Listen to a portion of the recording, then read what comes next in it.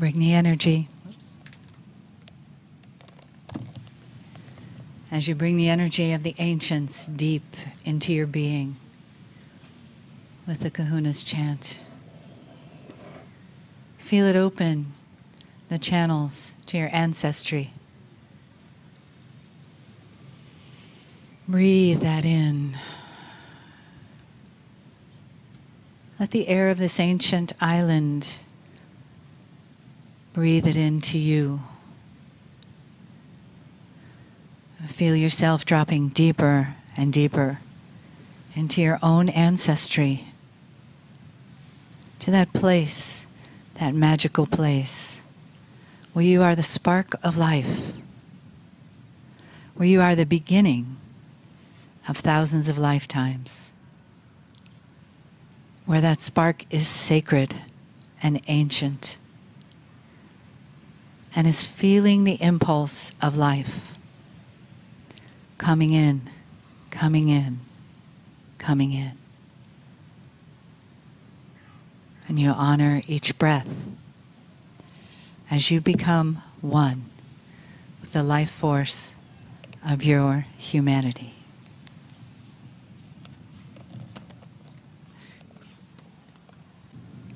Greetings, dear ones. I'm Kryon of Magnetic Service. We are at the beach. You feel the refreshing wind. It's a release. You can breathe now from the cave. Human beings who are sensitive react. They react to things that the crystalline grid holds and delivers. And what I'm talking about is this. The crystalline grid of this planet is set up to remember energy. And where things happen that are, let us say, dramatic, they stay. When you walk into a cemetery or a battlefield, sometimes there will be remembrance and you don't really know what you're feeling. But it is the crystalline grid that does this. That's its design. We're not going to talk a lot about that because we have given you this before. That part of the shift is going to rewrite this grid. And against all odds, it's going to start remembering celebration instead of drama. Now, this is hard to believe. It's also hard to believe that human nature can change. These things will be self-evident in the future. Already they begin. The things that happened in the cave, barbaric. You still see that today, but only a small portion. With low consciousness culture that we have told you would exist even during the shift, trying to drag things backwards into that kind of energy. And human nature today has shifted enough not to allow it. We split this channel into two parts. We did not wish to continue this particular discussion in the cave. And that is because the human beings are hard, really hard, to get away from that. And it presses upon you. And there's not much release. But now there is. Again, you sit in the open air at a beautiful day on the sound of the surf. I want to tell you about another cave.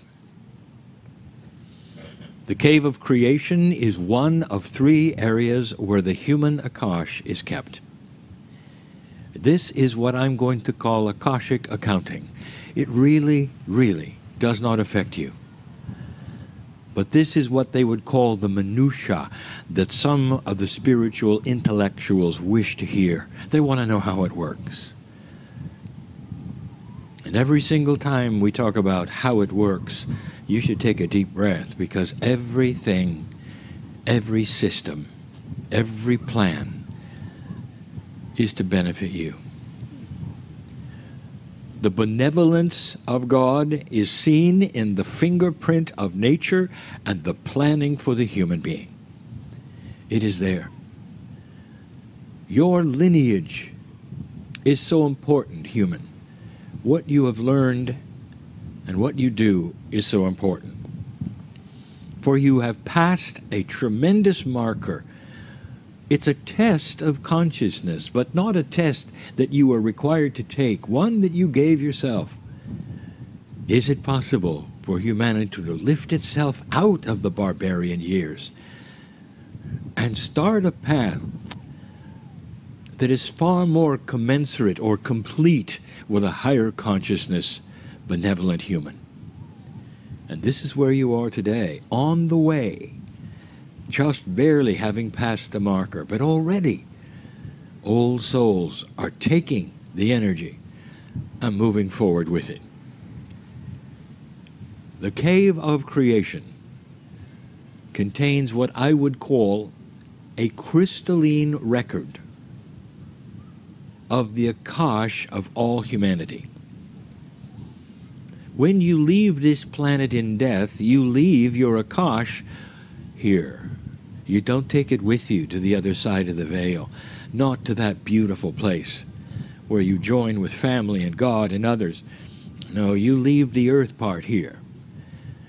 It is a real cave, but there is multidimensionality throughout. You might say it is even in another dimension. It is not to be found and never will, but it is part of Gaia. Deep. The crystal stays there, literally with your light name on it, until you come back. And when you come back, dear ones, your first breath is the announcement that you are alive again and on the planet. Your first breath. That's because the first breath says it is you surviving as you, not within your mother, but you surviving as you. When you come back, dear ones, at that point in time, metaphorically and esoterically, you pick up the crystal, and all the information that is in it pours into your DNA. Your past lives, all that you have experienced, and you're on the path yet again, etching new occurrences and new events right into that record. That's the cave of creation. We have told you that there is a conundrum, a puzzle that is 3D within the cave. For the cave, it contains every human being who will ever be on the earth. And you will say, wait a minute, that's predictions. That's a set future. It is not, dear ones. That is spiritual planning. What you do when you get here is free choice. But there will be human beings coming that are planning on being here, and they will arrive, unless you change it. Now here's the hard part.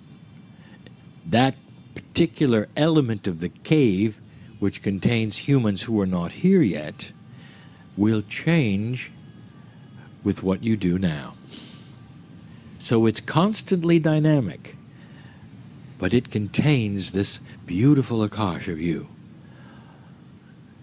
That's probably the most profound record on the planet. But dear ones, there needs to be two more. One is within you. That is a living record. And although I cannot explain it to you fully, a living record has a different dynamic than a static one. The static one is in the cave. The living one is so different. And yet we have told you that humans have the propensity to destroy themselves on a regular basis. You were going to do it yet again and did not. However, there had to be a living backup system, and that becomes the cetaceans of the planet.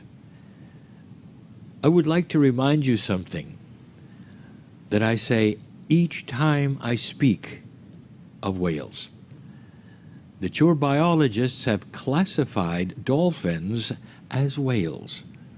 Therefore, when we say whale, we mean dolphins and whales. And that is why you feel what you do for them. They are not aware of the fact that they carry your Akash.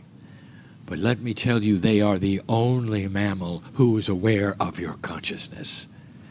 They are attracted to you. You can prove this yourself with the interactions of both of the dolphins and the whales, all cetaceans. At some level, they are aware of a consciousness of a human being, and they are attracted to it. The only mammal on the planet. Oh, you may say, well, what about our pets and our dogs and our cats? Dear ones, you breed them for that. We are talking about animals in the wild. Animals who will mostly run from a human, but not the cetaceans.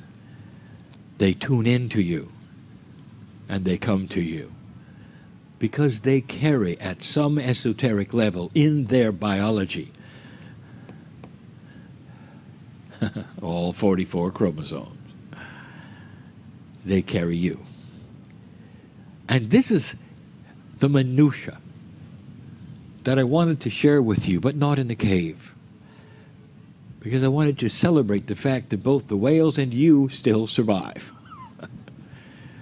And it didn't necessarily have to be that way. You made this happen, dear ones. The reason this is important, I'll say yet again. The Akash is partly that of the galaxy. It must survive. There'll come a day, very far away for you, tomorrow for me, when the potential is that you will seed another planet with your knowledge. And when you do, everything that has ever happened to you will be in their DNA. Will be in a cave on their planet, and some kind of animal that they have. This is a plan that has been in this galaxy for eons and eons. It is an important one. It is not clearly seen as to why it must exist this way. And someday that revelation we'll also discuss with you. But for now, it's good enough for you to know that this is how Spirit sees the family, in a beautiful way. In a beautiful way. I want you to continue the ceremony that is coming. And I want you to think on these things. You are part of the planet. Even your Akash is part of the planet. It's all over the ocean. It's in the earth. It's in every human. That is magnificent. You are magnificent. And so it is.